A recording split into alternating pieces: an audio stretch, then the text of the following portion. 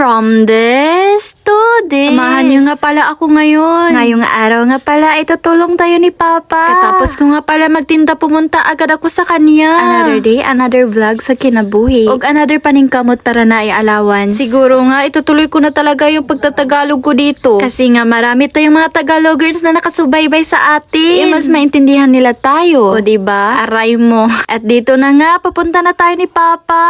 At bago ko nga pala pupuntahan si Papa, i-flex ko muna yung nasa paligid namin. Guys, ang dami kayong mga pansabong si Papa dito. Mapapaisip tuloy tayo ng hindi maganda. Siguro nga, ang sarap kayang ulamin nito. Buti na lang maganda ang view dito. At nakikita ko rin yung mga baka namin. Na para bang mas malaki yung problema nila kaysa akin. Kaya nga naging masipag na lang ako dito. Para may pambili na akong pagkain sa kanila. Siguro nga makabili na ako ng kupramil nito. Kaya nga mas lalong sipagan ko pa. Ang dagdag allowance ko na rin. Naalala ko tuloy. Ang dami ko palang bayarin. Ginawa ko naman ang lahat maging matipid. Umiwas na talaga ako sa magiging magastos. Pero bakit ganun pa din? Hindi ko na talaga alam kung ano ang dapat gawin. At eto na nga mga guys. Ako ang nagtitipon ng mga bunga ng niyog. Para kahit papaano may ambag naman tayo dito. Ako lang siguro yung walang kaartihan. Alam nyo ba mga guys? Ayos lang talaga sa akin kahit madumihan pa ko ng marami. Ang importante na sa tama at marangal ang ating trabaho. Alam ko sa sarili ko na maraming mga kabataan na katulad ko na hindi talaga sanay sa mga ganito. At mandidiri sa ganitong trabaho. Siguro kung may experience lang talaga sila dito, talagang ma-appreciate talaga nila ang ganitong trabaho. Alam nyo ba guys na sobrang nakakapagod talaga ang ganitong trabaho. Hindi talaga biro ang maranasan mo rito. Alam nyo ba guys, sobrang seryoso ko talaga magtagalog. Para bang hindi bagay sa akin. Sobrang